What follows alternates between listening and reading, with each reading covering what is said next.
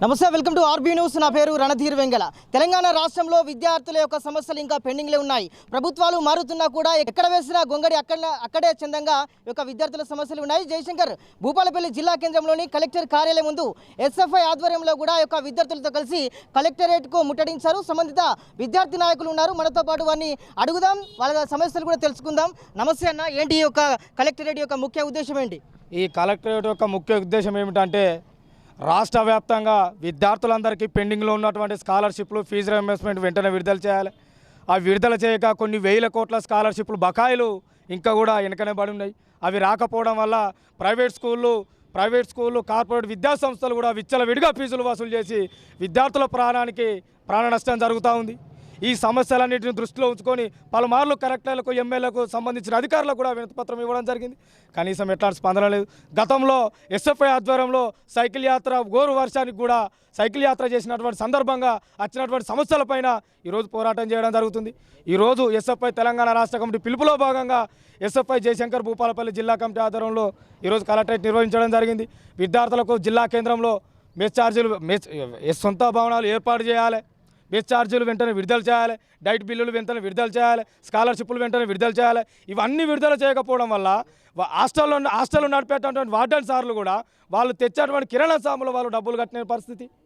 అంటే ఈరోజు తెలంగాణ రాష్ట్ర ప్రభుత్వం గతంలో 2015 లెక్కల ప్రకారం 65 రూపాయలు మాత్రమే విద్యార్థికి ఇచ్చి భోజనం చేయమంటుంది.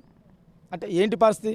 వాళ్ళకు కనీసం సబ్బుల బిల్లు కానీ ఇతర సామాన్లు కొనుక్కోవడానికి కూడా ఎట్లాంటి కనీసం మౌలిక సదుపాయాలు లేకుండా ఈరోజు తెలంగాణ రాష్ట్రంలో విద్యా సంస్థలు నడుస్తూ ఉన్నాయి. మీరు ఇన్నిసార్లు కూడా పోరాటాలు చేసినా కూడా ఇంకా ప్రభుత్వాలు కూడా ఇప్పటివరకు కూడా స్పందిస్తలేదు. దీని పట్ల ఎలా చూడొచ్చు? మేము నిర్వహించే ప్రతి పోరాటంలో కూడా నిజమైన అంశాలు ఉన్నాయి కాబట్టి ఈ ప్రభుత్వం దృష్టికి మేము తీసుకొచ్చే ప్రయత్నం చేస్తూ ఉన్నాం. గతంలో కూడా ఎమ్మెల్యేలకు వినతిపత్రం ఇవ్వడం జరిగింది. ఈ ఎన్నిసార్లు వినతిపత్రం ఇచ్చినా ఏం చేసినా కానీ ఈ ప్రభుత్వాలు పట్టించుకోకుంటే గతంలో టీఆర్ఎస్ గవర్నమెంట్కు పట్టినటువంటి పరిస్థితే ఈ కాంగ్రెస్ ప్రభుత్వాన్ని కూడా పడుతుందని చెప్పి ఈ యొక్క కలెక్టరేట్ ద్వారా మేము చెప్పడం జరుగుతుంది. మీరు చెప్పండి, ఎలా చూడొచ్చు విద్యారంగ సమస్యలు ఇంకా కూడా పెండింగ్లో ఉన్నాయి? నిజంగా చెప్పాలంటే తెలంగాణ రాష్ట్ర ప్రభుత్వం పేద విద్యార్థులకు చదువును ఉచితంగా అందిస్తున్నామని చెప్తున్నారు, కానీ నిజంగా అసంటిది ఇక్కడ అమలు అవుతుంది అంటే మీరేం చెప్తారు? ఇక్కడ ఈ జిల్లా కేంద్రంలో విద్యారంగం చాలా దురదృష్టంగా ఉంది. ఎందుకోసం అంటే ఈరోజు ప్రైవేట్ స్కూళ్ళల్లో విచ్చలవిడిగా ఫీజులు వసూలు చేస్తున్నారు. ఎందుకోసం ప్రైవేట్ స్కూళ్ళకు విద్యార్థులు పోతున్నారంటే ఈ ప్రభుత్వం నడిపే కాలేజీలలో కనీస మౌలిక వసతులు లేకుండా అనేకమైన కాలేజీలు ఉన్నాయి. ఈరోజు కేజీబీవీలో ఇంటర్ ప్రారంభమైంది, కానీ ఆ రోజు సరిపడా ఫ్యాకల్టీ లేక ఆడ విద్యార్థులు నష్టపోతున్నారు. అమ్మాయిడ నాకు చదువు వస్తలేదు అని తల్లిదండ్రులు ఏం చేస్తున్నారంటే, నేను కాయకష్టం చేశాను, నిన్ను మంచిగా చదివిస్తా, నాలాంటి బతుకు నీకు రావద్దని తల్లిదండ్రులు ప్రైవేట్ స్కూళ్ళకు పంపడం జరుగుతుంది. ఆ ప్రైవేట్ స్కూళ్ళల్లో ఎలా ఉందంటే, ఎట్లా నాకు స్ట్రెంత్ పెరుగుతుంది కదా అని విచ్చలవిడిగా ఫీజులు వసూలు చేస్తున్నా ఎవరు అధికారులు పట్టించుకోవడం లేదు. గత ప్రభుత్వానికి అనేక సార్లు చెప్పాము. మన కలెక్టర్ వినతి పత్రం ఇచ్చాము, ఎమ్మెల్యేకి వినతి పత్రం ఇచ్చాము, మెస్ ఛార్జీలు పెంచండి, దయచేసి మెస్ ఛార్జీలు పెంచక విద్యార్థులు అనారోగ్యానికి గురవుతున్నారు అని చెప్పాము. కాకపోతే కొత్త ప్రభుత్వం కదా అని ఆలోచించాము. మాకు కూడా ఆకలి అవుతుంది కదా, మేము కూడా అన్నం తినాలి కదా, అందుకోసమే ఈ ధర్నా చేయడం జరుగుతుంది.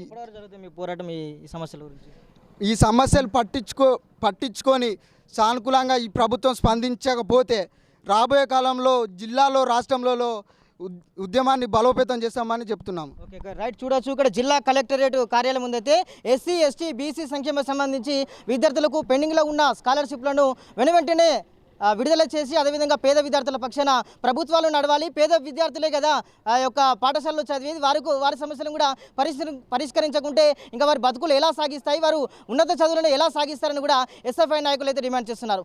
కెమెరా పర్సన్ మధుతో రణధీర్, ఆర్బీ న్యూస్, భూపాలపల్లి.